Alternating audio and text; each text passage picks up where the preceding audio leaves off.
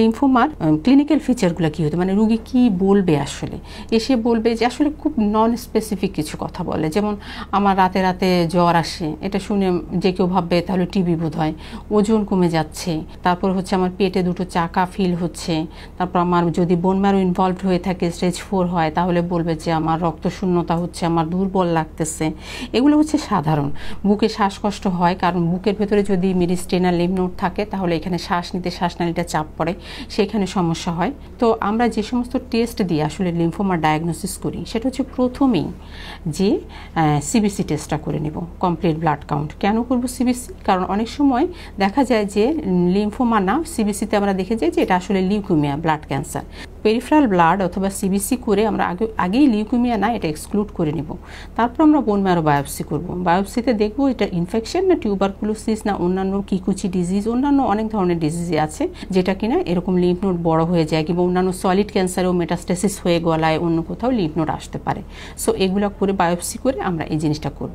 Immunohistochemistry নামে আরেকটা modern test করা হয় যেটা কিনা বোঝা যায়, যেটা দিয়ে বোঝা যায় যে আসলে এই যে এতগুলো টি সেলের টাইপ বললাম, 80 ধরনের, 40 ধরনের, 5 ধরনের, এটা কোন ধরনের লিম্ফোমা এইটা জানার জন্য আসলে আমরা ইমিউনোহিস্টোকেমিস্ট্রি টেস্ট করব। তাহলে কি বললাম, বায়োপসি করব আসলে এটা লিম্ফোমা কিনা জানার জন্য, আর ইমিউনোহিস্টোকেমিস্ট্রি এবং ফ্লো সাইটোমেট্রি যে টেস্ট করব এটা কোন ধরনের লিম্ফোমা সেটা জানার জন্য। কারণ প্রত্যেকটা লিম্ফোমা ট্রিটমেন্ট কিন্তু আলাদা অ্যাকর্ডিং টু এজ, তার বয়স কেমন, তার রিস্ক স্ট্যাটাস কেমন, তারপরে তার শারীরিক অবস্থা কেমন, এগুলো সব কিছু বিবেচনায় এনে প্রত্যেকটা পেশেন্টের ইন্ডিভিজুয়ালাইজড ট্রিটমেন্ট প্ল্যান করতে হয়। হ্যাঁ, কোনো একটা লিম্ফোমা পেশেন্টের ট্রিটমেন্ট কখনো অন্য লিম্ফোমা পেশেন্টের ট্রিটমেন্টের মতো এক হবে না।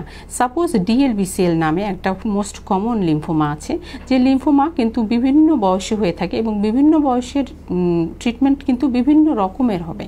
সো এই ক্ষেত্রে লিম্ফোমা কোন ধরনের এটা ডায়াগনোসিস করা অত্যন্ত ইম্পর্ট্যান্ট। এরপরে আমরা যে টেস্টটা করি সেটা হচ্ছে মলিকুলার টেস্ট করি। মলিকুলার টেস্টটা করে আমরা স্পেসিফিক কোনো মিউটেশন আছে কিনা, কোনো ট্রান্সলোকেশন আছে কিনা, এবং তার রিস্ক ফ্যাক্টর কতটুকু হাই রিস্কে আছে সেই লিম্ফোমা, এটা কি ইন্টারমিডিয়েট রিস্ক না লো রিস্ক না হাই রিস্ক লিম্ফোমা, এগুলো বোঝার জন্য আমরা মলিকুলার টেস্ট করে থাকি। হ্যাঁ, এরপরে আমরা যেটা করি যে পেট সিটি স্ক্যান করে নেই প্রথমেই, যে তার স্টেজিংটা কোথায় আছে, সে কি স্টেজ 1, 2, 3, 4 স্টেজিংয়ের উপর নির্ভর করে। যদি স্টেজিং 1 হয় মোর দ্যান 90% পেশেন্ট ভালো হয়ে যায়, এবং স্টেজ 2 হলে মোর দ্যান 80%, 2 and 3 হলে মোর দ্যান 80% পেশেন্ট ভালো হয়ে যায়।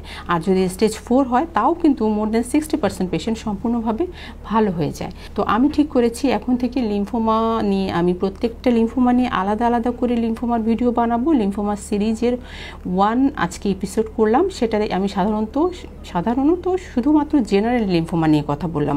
এরপরে আমি স্পেসিফিক্যালি প্রত্যেকটা লিম্ফোমা নিয়ে আলাদা আলাদা করে কথা বলবো।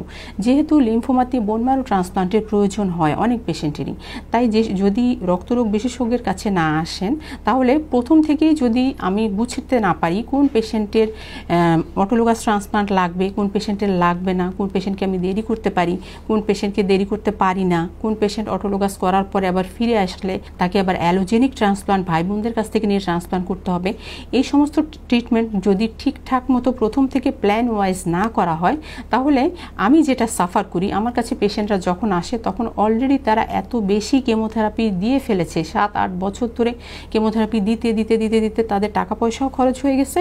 এখন তাদের অটোলোগাস করেছে, অটোলোগাসের পরে আবার ফিরে এসেছে অ্যালোজেনিক করার, আর টাকা নেই। সো আমরা যদি প্রথম থেকে এই প্ল্যান ওয়াইজ ট্রিটমেন্টটা করতে পারতাম তাহলে কিন্তু তার এই যে দীর্ঘসূত্রিতা 7-8 বছর ধরে যে সে একটা রোগের ভেতর দিয়ে যাচ্ছে এটাকে আমরা অত্যন্ত শর্ট করে ফেলতে পারতাম, তার শরীরের অঙ্গগুলোর এত ক্ষতি হতো না এবং তার ট্রিটমেন্ট কস্টটা একদমই কমে যেত। এবং প্রথম থেকেই যদি করতাম তাহলে উইদিন 1 ইয়ারে সে ট্রিটমেন্ট লিম্ফোমা ফ্রি হয়ে যাওয়ার সম্ভাবনা অনেক বেশি থাকতো। সো আমরা বি কেয়ারফুল হই সবাই, যে লিম্ফোমা রোগটি হলে অতি অবশ্যই রক্তরোগ বিশেষজ্ঞের কাছে আসবেন এবং স্পেসিফিকলি ডায়াগনোসিস করে খুব শর্ট টাইমের ভিতর ট্রিটমেন্ট শেষ করবেন।